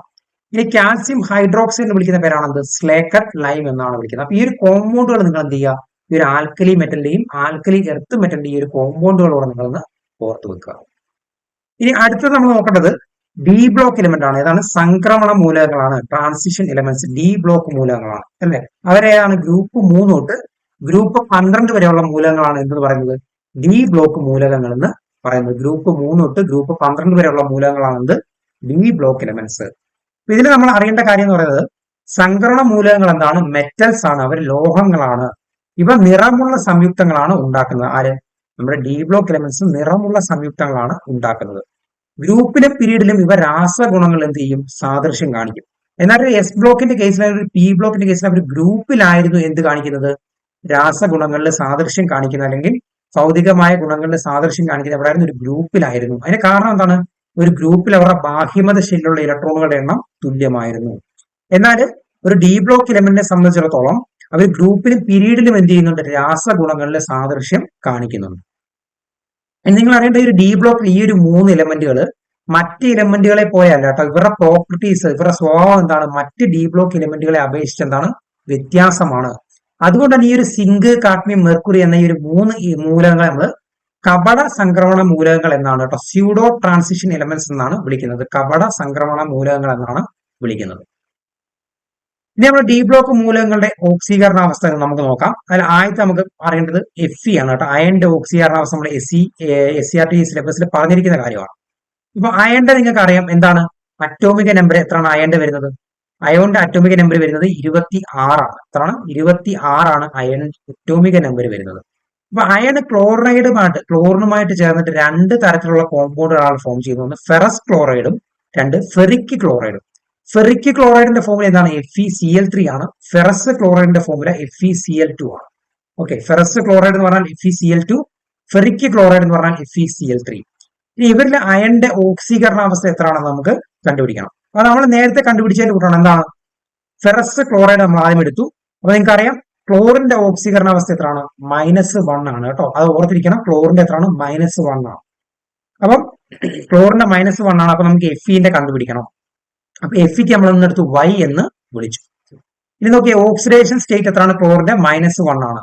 അങ്ങനെയെങ്കിൽ -1 ഇൻറ്റു എത്ര ക്ലോറിനുണ്ട്? 2 ക്ലോറിനുണ്ട്. അപ്പൊ -1 ഇൻറ്റു 2 പ്ലസ് അയന്റെ എത്രയാണ്? y എന്ന് വിളിച്ചാൽ y ഇൻറ്റു എത്ര അയൺ ഉണ്ട്? ഒരു അയൺ ആണുള്ളത് അല്ലെ. അയൺ 1 = 0. അപ്പൊ -2 പ്ലസ് y = 0 എന്ന് കിട്ടും. അതായത് y = +2 ആണ് എന്ത്? Fe അല്ലെങ്കിൽ അയണിന്റെ ഓക്സിഡേഷൻ സ്റ്റേറ്റ്, ഓക്സീകരണാവസ്ഥ എന്ന് പറയുന്നത് ഒരു ഫെറസ് ക്ലോറൈഡിൽ എത്രയാണ്? +2 ആണ്. അപ്പൊ PSCക്ക് ചോദിക്കാം, ഒരു ഫെറസ് ക്ലോറൈഡിൽ അയണിന്റെ ഓക്സിഡേഷൻ സ്റ്റേറ്റ്, ഓക്സീകരണാവസ്ഥ എത്രയാണ്? +2 ആണ്. ഇനി നിങ്ങൾ ഫെറിക് ക്ലോറൈഡ് FeCl3 നിങ്ങൾ ഇവിടെ എടുക്കുകയാണെങ്കിൽ നിങ്ങൾക്ക് എന്ത് വ്യത്യാസം വരുന്നത്? ഇവിടെ -1 ഇൻറ്റു 3 എന്ന് വരും. അപ്പൊ ഇവിടെ y = +3 എന്നായിരിക്കും നിങ്ങൾക്ക് കിട്ടുന്നത്. അപ്പൊ ഒരു ഫെറിക് ക്ലോറൈഡിന്റെ കേസിൽ അതിന്റെ അയണിന്റെ ഓക്സീകരണാവസ്ഥ എത്രയാണ്? +3 ആണ്. ഫെറസ് ക്ലോറൈഡിന്റെ കേസിൽ അയണിന്റെ ഓക്സീകരണാവസ്ഥ എത്രയാണ്? +2 ആണ്. അപ്പൊ നമുക്ക് ഇവിടെ ഫില്ല് ചെയ്യാം. അയണിന്റെ ഓക്സീകരണാവസ്ഥ FeCl2 എത്രയാണ്? +2 ആണ്. അതിന്റെ പ്രതീകം നമുക്ക് എങ്ങനെ കാണിക്കാം? Fe2+ എന്ന് കാണിക്കാം. ഇനി ഇതിവിടെ FeCl3യുടെ കേസിൽ എന്ത് വരും? +3 എന്ന് വരും. അതെങ്ങനെ കാണിക്കാം? Fe3+ എന്ന് നമുക്ക് കാണിക്കാം. അടുത്ത് നമ്മൾ അറിഞ്ഞിരിക്കേണ്ട വളരെ ഇമ്പോർട്ടന്റ് ആയിട്ടുള്ള ഒരു മൂലകമാണ് മാംഗനീസ്. അതിന്റെ അറ്റോമിക് നമ്പർ 25 ആണ്. അപ്പൊ ഇവരുടെ പ്രത്യേകത എന്ന് പറഞ്ഞാൽ ഇവർ ധാരാളം സംയുക്തങ്ങൾ എന്ത് ചെയ്യാറുണ്ട്? ക്ലോറിന്, ഓക്സിജനും ഒക്കെ ഉള്ള മൂലകങ്ങളുമായിട്ട് ധാരാളം എന്ത് ചെയ്യുന്നുണ്ട്? സംയുക്തങ്ങൾ ഉണ്ടാക്കാറുണ്ട്. അപ്പൊ ഒരു ഡി ബ്ലോക്ക് മൂലകങ്ങളുടെ ഒരു പ്രത്യേകതയാണ് അവർ ഒന്നിൽ കൂടുതൽ ഓക്സീകരണാവസ്ഥ കാണിക്കും. അതുകൊണ്ട് തന്നെ ഇവർ വളരെ ഇമ്പോർട്ടന്റ് ആണ്. അപ്പൊ അവിടെ SCRT ടെസ്റ്റിൽ പറഞ്ഞിരിക്കുന്ന ഈ കാര്യങ്ങളൊന്നും നമ്മൾ എന്ത് ചെയ്യാൻ പാടില്ല? സ്കിപ്പ് ചെയ്യാനായിട്ട് പാടില്ല. അപ്പൊ മാംഗനീസ് ക്ലോറൈഡിനെ നമുക്ക് നോക്കാം. അപ്പൊ മാംഗനീസ് ക്ലോറൈഡിനെ നിങ്ങൾ മനസ്സിലാക്കുന്നതിന് മുമ്പ് നിങ്ങൾ മാംഗനീസിന്റെ അറ്റോമിക് നമ്പർ എത്രയാണ്? 25 ആണ്. അവരുടെ സബ്ഷൽ ഇലക്ട്രോൺ വിന്യാസം നമ്മൾ എഴുതുമ്പോഴേ നമുക്ക് കിട്ടുന്നത് എങ്ങനെയാണ്? ഇങ്ങനെയാണ് നമുക്ക് സബ്ഷൽ ഇലക്ട്രോൺ വിന്യാസം 3d5 4s2 എന്നാണ് കിട്ടുന്നത്. അപ്പൊ നേരത്തെ ഫെറിക് ക്ലോറൈഡ്, ഫെറസ് ക്ലോറൈഡ് പഠിച്ചു അല്ലേ? അതേപോലെ തന്നെ മാംഗനീസ് ക്ലോറൈഡിനെ നിങ്ങൾ എഴുതുമ്പോൾ ക്ലോറിന്റെ ഓക്സീകരണാവസ്ഥ എത്രയാണ്? -1 ആണ്. കണ്ടുപിടിക്കുന്നതിന്റെ നമ്മൾ y എന്ന് കൊടുത്തു. അപ്പൊ നമുക്ക് എങ്ങനെ കിട്ടും? -1 ഇൻറ്റു എത്ര ക്ലോറിനുണ്ട്? 2 ക്ലോറിനുണ്ട് പ്ലസ് y ഇൻറ്റു എത്ര മാംഗനീസ് ഉണ്ട്? ഒരു മാംഗനീസ്. എത്ര കിട്ടി? 0 എന്ന് കിട്ടി. അവിടെ നിങ്ങൾ y കണ്ടുപിടിക്കാൻ നിങ്ങൾക്ക് +2 ആണ് എന്ത്? മാംഗനീസിന്റെ ഓക്സീകരണാവസ്ഥ കിട്ടുന്നത്. അപ്പൊ മാംഗനീസിന്റെ ഓക്സീകരണാവസ്ഥ നമുക്ക് കിട്ടിയ എത്രയാണ്? +2 ആണ് അല്ലെ. മാംഗനീസ് ക്ലോറൈഡിൽ മാംഗനീസിന്റെ ഓക്സീകരണാവസ്ഥ +2 ആണ്. അപ്പൊ +2 എന്ന് പറഞ്ഞാൽ അർത്ഥം എന്താണ്? 2 ഇലക്ട്രോണിനെ മാംഗനീസ് നഷ്ടപ്പെടുത്തുമ്പോഴാണ് അവർക്ക് +2 ചാർജ് കിട്ടുന്നത് അല്ലെ. +2 ചാർജ് കിട്ടണമെങ്കിൽ 2 ഇലക്ട്രോണിനെ നഷ്ടപ്പെടുത്തണം. അപ്പൊ ഇവരുടെ 4s2 ഔട്ടർമോസ്റ്റ് ഷെല്ലിൽ നിന്ന് എന്ത് ചെയ്തു? ഈ 2 ഇലക്ട്രോണിനെ നഷ്ടപ്പെടുത്തി. അപ്പൊ അവർ ഇലക്ട്രോൺ വിന്യാസം എഴുതുമ്പോൾ എങ്ങനെ വരും? 3d5 വന്ന് നിൽക്കും കേട്ടോ. 4s2 2 ഇലക്ട്രോണുകളെ അവർ കളഞ്ഞു അല്ലെ. ഇനി ഇതേപോലെ തന്നെ നിങ്ങൾ മാംഗനീസ് ഓക്സൈഡിന്റെ എഴുതി നോക്കിയാൽ ഓക്സിജന്റെ എത്രയാണ്? -2 ആണ് കേട്ടോ. ഇതേപോലെ നിങ്ങൾ -2 ഇട്ട് ചെയ്യുമ്പോൾ നിങ്ങൾക്ക് മാംഗനീസ് ഓക്സൈഡിലെ മാംഗനീസിന്റെ ഓക്സീകരണാവസ്ഥ +4 എന്ന് കിട്ടും. അതായത് 4 ഇലക്ട്രോണിനെ നഷ്ടപ്പെടുത്തി. അപ്പൊ 2 ഇവിടുന്ന് പോയി, 2 ഇവിടുന്ന് പോയി. അപ്പൊ എത്ര കിട്ടും? 3d3 എന്ന് വരണം. അപ്പൊ ഇലക്ട്രോൺ വിന്യാസം എഴുതുമ്പോൾ നിങ്ങൾക്ക് 3d3 എന്ന് വരും. ഇനി Mn2O3 2 മാംഗനീസ് ഉണ്ടെങ്കിൽ അതൊന്ന് എഴുതി കാണിക്കാം. നമുക്ക് നോക്കിയേ, 2 മാംഗനീസ് ഉണ്ടെങ്കിൽ നമ്മൾ എന്ത് ചെയ്തു? ഓക്സിജന്റെ -2 എന്ന് കൊടുത്തു, ഇവിടെ y എന്ന് കൊടുത്തു. അപ്പൊ നിങ്ങൾക്ക് -2 ഇൻറ്റു 3 ഓക്സിജൻ ഉണ്ട് പ്ലസ് y ഇൻറ്റു 2 മാംഗനീസ് ഉണ്ട് =0 എന്ന് കിട്ടും. അതിന്റെ y എന്ന് പറയുന്നത് +3 ആണ്. അതായത് Mn2O3 മാംഗനീസിന്റെ ഓക്സീകരണാവസ്ഥ എത്രയാണ്? +3 ആണ്. അപ്പൊ +3 എന്ന് കിട്ടി. അതായത് 3 ഇലക്ട്രോണുകളെ ആര് നഷ്ടപ്പെടുത്തണം? മാംഗനീസ് നഷ്ടപ്പെടുത്തും. അപ്പൊ 2 ഇവിടുന്ന് പോയി, 1 ഇവിടുന്ന് പോയി. അപ്പൊ എത്ര കിട്ടി? 3d4 എന്ന് കിട്ടും. 3d4 വന്ന് നിൽക്കും. ഈ Mn2O7 നിങ്ങൾ ഇതേപോലെ കണ്ടുപിടിച്ചു കഴിഞ്ഞാൽ നിങ്ങൾക്ക് എന്ത് കിട്ടും? +7 എന്ന് കിട്ടും. നിങ്ങൾ ഇതൊന്ന് ബുക്കിൽ എഴുതി നോക്കുക. +7 എന്ന് കിട്ടും. 7 ഇലക്ട്രോൺ പോകണം. അപ്പൊ 5 ഇവിടുന്ന് പോയി, 2 ഇവിടുന്ന് പോയി, 7 ഇലക്ട്രോൺസ് പോയി. അപ്പൊ നമുക്ക് 3d3p6 എന്തെന്ന് പറയുന്നത് ആ ഒരു ഇലക്ട്രോൺ വിന്യാസം എഴുതി നോക്കുമ്പോൾ വന്ന് നിൽക്കുന്നത്. ഇനി നിങ്ങൾ അറിയേണ്ടത് SP ബ്ലോക്ക് എന്നീ ബ്ലോക്കുകളുണ്ട്. 2 ബ്ലോക്ക് ഉണ്ടല്ലോ. S ബ്ലോക്ക് ഉണ്ട്, P ബ്ലോക്ക് ഉണ്ട്. ആ ബ്ലോക്കുകളിൽ മൂലകങ്ങൾ രാസപ്രവർത്തനത്തിൽ ഏർപ്പെടുമ്പോൾ അവരുടെ ഔട്ടർമോസ്റ്റ് ഷെല്ല്, അവരുടെ ബാഹ്യമത ഷെല്ല് ഇലക്ട്രോണുകൾ മാത്രമാണ് പങ്കെടുക്കുന്നത്. എന്നാൽ ഒരു ഡി ബ്ലോക്കിന്റെ കേസിൽ അവരുടെ ആന്തരിക ഷെല്ല് ഇലക്ട്രോണുകൾ എന്ത് ചെയ്യാറുണ്ട്? പങ്കെടുക്കാറുണ്ട് അല്ലെ. ഇപ്പൊ നമ്മൾ കണ്ടു എസിലെയും പോകുന്നുണ്ട്, ഡിയിലെയും പോകുന്നുണ്ട് അല്ലെ. അതുകൊണ്ടാണ് ഈ ഒരു ഡി ബ്ലോക്ക് എലിമെന്റ്സ് അല്ലെങ്കിൽ സംക്രമണ മൂലകങ്ങൾക്ക് എന്തുള്ളത്? വ്യത്യസ്ത ഓക്സീകരണാവസ്ഥ കാണിക്കുന്നത്. കാരണം അവരുടെ ഡി എലമെന്റ്സിലെയും ഡി സബ്ഷെല്ലിലെയും, ഡി എലമെന്റ്സ് അല്ല ഡി സബ്ഷെല്ലിലെയും അല്ലെ എസ് സബ്ഷെല്ലിലെ ഇലക്ട്രോണുകൾ എന്ത് ചെയ്യുന്നുണ്ട്? രാസപ്രവർത്തനത്തിൽ എന്ത് ചെയ്യുന്നുണ്ട്, പങ്കെടുക്കുന്നുണ്ട്. അതുകൊണ്ടാണ് അവർ വ്യത്യസ്ത ഓക്സീകരണാവസ്ഥ കാണിക്കുന്നത്. ഇനി ഇവരുടെ ഒരു ഇമ്പോർട്ടന്റ് ആയിട്ടുള്ള ഒരു പോയിന്റ് ആണ്, നിറമുള്ള സംയുക്തങ്ങളാണ് ആരുണ്ടാക്കുന്നത്, ഈ ഒരു ഡി ബ്ലോക്ക് മൂലകങ്ങൾ ഉണ്ടാക്കുന്നത്. അല്ല, നമ്മുടെ SCERT പറഞ്ഞിരിക്കുന്ന ഒരു 4 കോമ്പൗണ്ടുകളാണ്. ഒന്ന് copper sulphate, cobalt nitrate, potassium permanganate, ferrous sulphate. ഇവരുടെ നിറങ്ങൾ നിങ്ങളൊന്ന് അറിഞ്ഞിരിക്കണം. കോപ്പർ സൾഫേറ്റിന്റെ നിറം ബ്ലൂ കളറാണ്. കൊബാൾട്ട് നൈട്രേറ്റിന്റെ കളർ എന്താണ്, റെഡ് കളറാണ് കേട്ടോ, റെഡ് കളറാണ്. പൊട്ടാസ്യം പെർമാംഗനേറ്റ് പർപ്പിൾ കളറാണ്. പൊട്ടാസ്യം പെർമാംഗനേറ്റിന്റെ കളർ എന്താണ്, പർപ്പിൾ ആണ്. ഫെറസ് സൾഫേറ്റിന്റെ എന്താണ്, ലൈറ്റ് ഗ്രീൻ കളറാണ് ഫെറസ് സൾഫേറ്റിന്റെ നിറമെന്ന് പറയുന്നത്.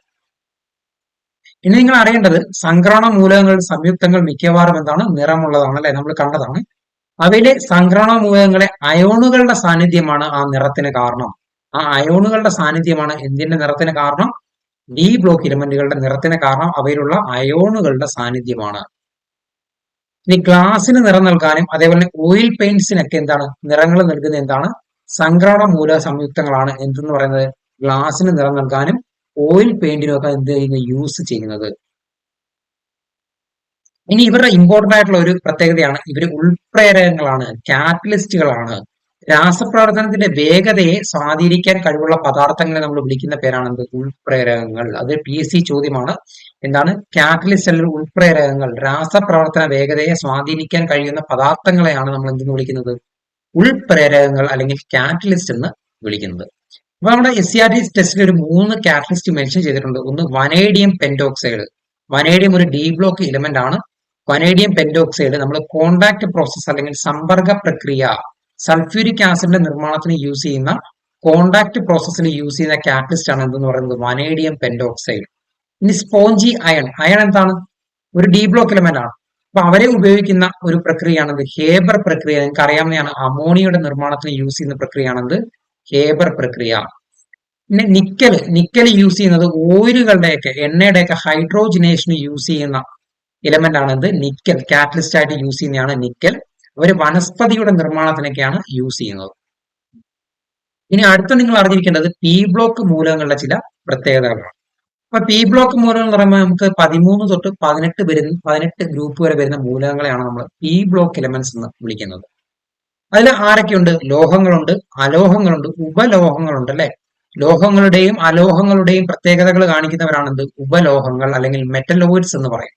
പിന്നെ നമുക്ക് ഉത്കൃഷ്ട മൂലകങ്ങളുണ്ട്. അതാണ് 18ാമത്തെ ഗ്രൂപ്പിൽ വരുന്നവരെയാണ് നമ്മൾ അലസവാതകങ്ങൾ അല്ലെങ്കിൽ ഉത്കൃഷ്ട മൂലകങ്ങൾ അല്ലെങ്കിൽ സീറോ ഇനേർട്ട് ഗ്യാസ് എന്നൊക്കെ പറയാം അല്ലെ. ഇനേർട്ട് ഗ്യാസ് എന്നൊക്കെ പറഞ്ഞാൽ എന്താണ്, ഉത്കൃഷ്ട മൂലകങ്ങൾ. അപ്പൊ ആദ്യത്തെ ഗ്രൂപ്പാണ് 13ാമത്തെ ഗ്രൂപ്പ്, ബോറോൺ കുടുംബം എന്നറിയപ്പെടും. അതിൽ ബോറോണിന്റെ ഓക്സീകരണ അവസ്ഥ +3 ആണെന്ന് നിങ്ങൾ അറിഞ്ഞിരിക്കണം. ഇതിലെ കുറച്ച് ഇമ്പോർട്ടന്റ് ആയിട്ടുള്ള കാര്യങ്ങൾ നമുക്കത് പെട്ടെന്ന് പറഞ്ഞു പോകാം. അതിൽ ഓർത്തോബോറിക് ആസിഡ്, ബോറോണിന്റെ ഒരു കോമ്പൗണ്ട് ആണ്, H3BO3 ആണ് അതിന്റെ രാസസൂത്രം. ബൊറാക്സ് എന്ന് പറയുന്നത് Na2B4O7 10H2 നമ്മൾ ബൊറാക്സ് എന്നാണ് വിളിക്കുന്നത്. അവർ ഇന്ത്യയിലെ പൂഗ വാലി, ലഡാക്കിലെ പൂഗ വാലിയിലും അതേപോലെ രാജസ്ഥാനിലെ സാമ്പാർ ലേക്കിലുമൊക്കെയാണ് കാണപ്പെടുന്നത്. ഇനി Na2B4O7 10H2O ബൊറാക്സ് ആണെങ്കിൽ Na2B4O7 4H2 എന്താണ്, കെർണൈറ്റ് ആണ് കേട്ടോ, കെർണൈറ്റ് ആണ്. ഇനി ബോറോണുകൾക്ക് പ്രധാനമായിട്ട് 2 ഐസോട്ടോപ്പുകളാണുള്ളത്, ബോറോൺ 10ഉം ബോറോൺ 11ഉമാണ്. ഇനി അലൂമിനിയത്തെ പറ്റി പറയുമ്പോൾ നിങ്ങൾ അറിയേണ്ടത്, എർത്ത് ക്രസ്റ്റിൽ ഏറ്റവും കൂടുതൽ കാണപ്പെടുന്ന ലോഹമാണ് അലൂമിനിയം. എന്നാൽ എർത്ത് ക്രസ്റ്റിൽ ഏറ്റവും കൂടുതൽ കാണപ്പെടുന്ന ലോഹം അലൂമിനിയം ആണെങ്കിലും എർത്ത് ക്രസ്റ്റിൽ 3ാമതായിട്ട് ഏറ്റവും കൂടുതൽ കാണപ്പെടുന്ന മൂലകവും ഏതാണ്, അലൂമിനിയം തന്നെയാണ്. എന്നാൽ എർത്ത് ക്രസ്റ്റിൽ ഏറ്റവും കൂടുതൽ കാണപ്പെടുന്ന മൂലകം ഏതാണ്, ഓക്സിജൻ ആണ്. ഈ 2ാമത് കാണപ്പെടുന്ന മൂലകം ഏതാണ്, സിലിക്കൺ ആണ്. 3ാമതാണ് ആര് കാണപ്പെടുന്നത്, അലൂമിനിയം കാണപ്പെടുന്നത്. ഇനി അലൂമിനിയത്തിന് ഇമ്പോർട്ടന്റ് ആയിട്ടുള്ള കുറച്ച് ഓറാണ് ബോക്സൈറ്റ് അല്ലെ. ബോക്സൈറ്റ് അലൂമിനിയത്തിന്റെ ഒരു ഓറാണ്. Al2O3 2H2 ആണ് അതിന്റെ കെമിക്കൽ ഫോർമുല. പിന്നുള്ളതാണ് ക്രയോലൈറ്റ്, Na3AlF6. ക്രയോലൈറ്റും എന്താണ്, അലൂമിനിയത്തിന്റെ ഒരു ഓറാണ്. ഇനി ഗ്രൂപ്പ് 14ലെ മൂലകങ്ങൾ കാർബൺ കുടുംബം എന്നറിയപ്പെടും അല്ലെ. കാർബണിന്റെ ഓക്സീകരണാവസ്ഥ +4 നിന്ന് -4 വരെ വരാം കേട്ടോ. കാർബണിനെ പറ്റി പറയുമ്പോൾ നിങ്ങൾ അറിഞ്ഞിരിക്കേണ്ട കുറച്ച് ഇമ്പോർട്ടന്റ് ആയിട്ടുള്ള പോയിന്റ്സുകളുണ്ട്. ഒന്ന് പറയുന്നത്, എർത്ത് ക്രസ്റ്റിൽ കാണപ്പെടുന്ന 17ാമത് കേട്ടോ, 17ാമത് ഏറ്റവും കൂടുതൽ കാണപ്പെടുന്ന മൂലകമാണ് എന്തെന്ന് പറയുന്നത്, കാർബൺ എന്ന് പറയുന്നത്. കാർബണിന് പ്രധാനമായിട്ട് 3 ഐസോട്ടോപ്പുകളാണുള്ളത്, കാർബൺ 12, കാർബൺ 13, കാർബൺ 14. ഇതിൽ കാർബൺ 12ഉം കാർബൺ 13ഉമാണ് നേച്ചറിൽ കാണപ്പെടുന്ന കാർബണിൽ എന്ന് പറയുന്നത്. നേച്ചർ ഒക്കറിങ് കാർബൺ ഏതാണ്? 12, 13ഉമാണ്. എന്നാൽ റേഡിയോ ആക്റ്റീവ് ആയിട്ടുള്ള കാർബണിന്റെ ഐസോട്ടോപ്പ് ഏതാണ്? കാർബൺ 14ആണ്. അതാണ് റേഡിയോ കാർബൺ ഡേറ്റിംഗിലൊക്കെ യൂസ് ചെയ്യുന്നത്, കാർബൺ 14. ഇനി കാർബണിന്റെ അലോട്രോപ്പുകൾ നിങ്ങൾ അറിഞ്ഞിരിക്കണം, പല എക്സാംസിനും ചോദിച്ചതാണ്. ഏതൊക്കെയാണ്? ഗ്രാഫൈറ്റ്, ഗ്രാഫീന്, ഡയമണ്ട്, ഫുളറീൻ കേട്ടോ. ഫുളറീനെ നമ്മൾ ബക്മിനിസ്റ്റർ ഫുളറീൻ അല്ലെങ്കിൽ കാർബൺ 60 എന്ന് അറിയപ്പെടും. ഇനി സിലിക്കയെ പറ്റി അറിയുമ്പോൾ നിങ്ങൾ അറിയേണ്ടതാണ് എന്ത്? എർത്ത് ക്രസ്റ്റിലെ രണ്ടാമത് ഏറ്റവും കൂടുതൽ കാണപ്പെടുന്ന മൂലകമാണ് എന്ത്? സിലിക്കൺ. സിലിക്കൺ പ്രധാനമായിട്ട് കാണപ്പെടുന്നത് സിലിക്ക അല്ലെങ്കിൽ സിലിക്കേറ്റ്സ് എന്ന രൂപങ്ങളിലാണ് കേട്ടോ. സിലിക്ക അല്ലെങ്കിൽ സിലിക്കേറ്റ്സ് എന്ന രൂപങ്ങളിലാണ് ആര് കാണപ്പെടുന്നത്? സിലിക്കൺ കാണപ്പെടുന്നത്. ഇനി ടിന്നിനെ റെപ്രസെന്റ് ചെയ്യുന്നതാണ് SN എന്നാണ് കേട്ടോ. SN എന്നാണ് നമ്മൾ ടിന്നിനെ റെപ്രസെന്റ് ചെയ്യുന്നത്. ടിന്നിന്റെ പ്രധാനപ്പെട്ട ഒരു മിനറലാണ് എന്ത്? Tin oxide. അതിനെ കാസിറ്ററൈറ്റ് എന്നാണ് നമ്മൾ വിളിക്കുന്നത്. കാസിറ്ററൈറ്റ് എന്താണ്? ടിൻ ഓക്സൈഡ് ആണ്. ലെഡിന്റെ വളരെ ഇമ്പോർട്ടന്റ് ആയിട്ടുള്ള ഒരു കോമ്പൗണ്ട് ആണ് ലെഡ് സൾഫൈഡ്. അതിനെ നമ്മൾ ഗലീന എന്നാണ് വിളിക്കുന്നത്. ലെഡ് സൾഫൈഡ് എന്ന് പറഞ്ഞാൽ എന്താണ്? ഗലീനയാണ്. ഇനി നിങ്ങൾ അറിയേണ്ടത് ultra pure form of germanium and silicon. ജെർമേനിയത്തിന്റെയും സിലിക്കന്റെയും ഈ രണ്ട് മൂലകങ്ങളുടെ അൾട്രാ പ്യുവർ ഫോം എന്ന് പറയുന്നത് നമ്മൾ ട്രാൻസിസ്റ്റേഴ്സ് അതേപോലെ സെമി കണ്ടക്ടർ ഡിവൈസിലൊക്കെ നമ്മൾ യൂസ് ചെയ്യുന്നതാണ്. ജെർമേനിയം നമ്മൾ സോളാർ പാനൽസിലൊക്കെ യൂസ് ചെയ്യാറുണ്ട്. ഇനി ഗ്രൂപ്പ് 15 മൂലകങ്ങളാണ്. ഏതാണ്? നൈട്രജൻ, ഫോസ്ഫറസ്, ആർസനിക്, ആന്റിമണി, വിസ്മത്ത് എന്നൊക്കെ പറയുന്നത് എന്താണ്? ഗ്രൂപ്പ് 15ലെ മൂലകങ്ങളാണ്. അതിൽ ഓക്സിഡേഷൻ സ്റ്റേറ്റ് നൈട്രജന്റെ പ്രധാനമായിട്ട് -3 ആണ് അല്ലെ. 3 ഇലക്ട്രോണുകൾ വാങ്ങിക്കഴിഞ്ഞാൽ അവർക്ക് ബാഹ്യമത ഷെല്ലിൽ 8 ഇലക്ട്രോണുകളാക്കാൻ പറ്റും. അതുകൊണ്ട് പ്രധാനമായിട്ട് നൈട്രജൻ കാണിക്കുന്ന ഓക്സീകരണാവസ്ഥ എന്താണ്? -3 ആണ്. പക്ഷെ -3 തൊട്ട് +5 വരെ കാണിക്കാം. കാരണം ഔട്ടർ മോസ്റ്റ് ഷെല്ലിലുള്ള 5 ഇലക്ട്രോണുകളെ അവർക്ക് കളഞ്ഞു കഴിഞ്ഞാൽ എന്താ? +5 ആയിരിക്കും അവരുടെ ഓക്സീകരണാവസ്ഥ. അതുകൊണ്ട് -3 തൊട്ട് +5 വരെ ഓക്സീകരണാവസ്ഥ കാണിക്കാനായിട്ട് പറ്റും. പക്ഷെ നിങ്ങൾ പീരിയോഡിക് ടേബിളുമായിട്ട് ബന്ധപ്പെട്ട ചോദ്യങ്ങൾ വരുമെന്ന് നിങ്ങൾ എന്ത് ചെയ്യുക? -3 ഓക്സീകരണാവസ്ഥയായിട്ട് എടുക്കുക. ഇനി നൈട്രജന്റെ പ്രധാനമായിട്ട് എർത്ത് ക്രസ്റ്റിൽ കാണപ്പെടുന്ന 2 രൂപങ്ങളാണ്. അതിൽ ഒന്നാണ് സോഡിയം നൈട്രേറ്റ് NaNO3, അതിനെ ചില്ലെ സാൾട്ട് പീറ്റർ എന്ന് വിളിക്കും. പൊട്ടാസ്യം നൈട്രേറ്റ് KNO3, അതിനെ ഇന്ത്യൻ സാൾട്ട് പീറ്റർ എന്ന് വിളിക്കും. ഇനി നൈട്രജന് 2 സ്റ്റേബിൾ ആയിട്ടുള്ള ഐസോടോപ്പുകളാണ് ഉള്ളത്. Nitrogen 14, nitrogen 15. ഇനി ഫോസ്ഫറസിന്റെ കുറച്ച് ഇമ്പോർട്ടന്റ് ആയിട്ടുള്ള മിനറലുകളാണ്. അതിനെ അപ്പേറ്റൈറ്റ് കുടുംബം എന്നാണ് വിളിക്കുന്നത്. അപ്പേറ്റൈറ്റ് കുടുംബമാണ് എന്തെന്ന് പറയുന്നത്? ഫോസ്ഫറസിന്റെ മിനറൽ എന്ന് പറയുന്നത്. അതിൽ തന്നെ ഈ ഒരു ഇക്വേഷനിൽ ആ ഒരു എക്സിന്റെ വാല്യൂ മാറുന്നതനുസരിച്ച് അതിന് പല പേരുകൾ പറയാം. ഫ്ലൂറിനാണ് എക്സിന് പകരം വരുന്നതിൽ നമ്മൾ ഫ്ലൂറാപ്പറ്റൈറ്റ് എന്ന് വിളിക്കും. ക്ലോറിനാണെങ്കിൽ ക്ലോറാപ്പറ്റൈറ്റ് എന്ന് വിളിക്കും. OH ആണെങ്കിൽ അതിനെ ഹൈഡ്രോക്സി അപ്പറ്റൈറ്റ് എന്ന് വിളിക്കും. ഈ ഫോസ്ഫറസിന്റെ അലോട്രോപ്പുകൾ നിങ്ങൾ അറിയിക്കണം. പ്രധാനപ്പെട്ട 3 അലോട്രോപ്പുകളാണ് white phosphorus, red phosphorus, black phosphorus. അതിൽ ബ്ലാക്ക് ഫോസ്ഫറസ് ആണ് ഏറ്റവും സ്ഥിരത കൂടിയ എന്ന് പറയുന്നത്. ഫോസ്ഫറസിന്റെ അലോട്രോപ്പ് ഏതാണ്? ബ്ലാക്ക് ഫോസ്ഫറസ് ആണ്. ഈ ഗ്രൂപ്പ് 16 മൂലകമാണ് ഓക്സിജൻ കുടുംബം അല്ലെ. അതിനെ നമ്മൾ ചാൽക്കജൻസ് എന്ന് വേറൊരു പേരുണ്ട്, വളരെ ഇമ്പോർട്ടന്റ് ആണ്. ഓക്സിജൻ കുടുംബത്തെ നമ്മൾ ചാൽക്കജൻസ് എന്ന് വിളിക്കും. പിന്നെ അവരുടെ ഓക്സീകരണാവസ്ഥ എത്രയാണ്? -2 ആണ്. പക്ഷെ നമ്മൾ നേരത്തെ കണ്ടു ആൽക്കലി ലോഹങ്ങളുമായിട്ട് ചേരുമ്പോൾ അവർ പെറോക്സൈഡുകൾ ഫോം ചെയ്യാറുണ്ട്. അതിന്റെ ഓക്സിജന്റെ ഓക്സീകരണാവസ്ഥ -1 ആണ്. സൂപ്പർ ഓക്സൈഡുകളിൽ -1/2 ആണ്. ഈ എർത്തിൽ ഏറ്റവും കൂടുതൽ കാണപ്പെടുന്ന മൂലകം ഏതാണ്? ഓക്സിജൻ ആണ്. ഓക്സിജന്റെ അലോട്രോപിക് ഫോം ആണ് എന്ത്? ഓസോൺ. വളരെ ഇമ്പോർട്ടന്റ് ആണ്. ഇനി സൾഫറിന്റെ അലോട്രോപ്പുകൾ നിങ്ങൾ അറിഞ്ഞിരിക്കണം. 2 അലോട്രോപ്പാണ്. ഒന്ന് യെല്ലോ റോംബിക് സൾഫർ, അതിനെ ആൽഫ സൾഫർ എന്ന് വിളിക്കും. മോണോക്ലിനിക് സൾഫർ, അതിനെ ബീറ്റ സൾഫർ എന്ന് വിളിക്കും. ഇനി ഈ ഒരു സൾഫർ വരുന്നൊരു കോമ്പൗണ്ട് ആണ് ഇത് സൾഫ്യൂരിക് ആസിഡ് അല്ലെ. അതിന്റെ ആ ഒരു നിർമ്മാണ പ്രക്രിയ നമ്മൾ പഠിച്ചത് എന്താണ്? കോണ്ടാക്ട് പ്രോസസ് അല്ലെങ്കിൽ സമ്പർക്ക പ്രക്രിയയാണ്. സമ്പർക്ക പ്രക്രിയയാണ്. അടുത്തത് ഗ്രൂപ്പ് 17 മൂലകങ്ങളാണ്. അത് നമ്മൾ വിളിക്കുന്ന പേരെന്താണ്?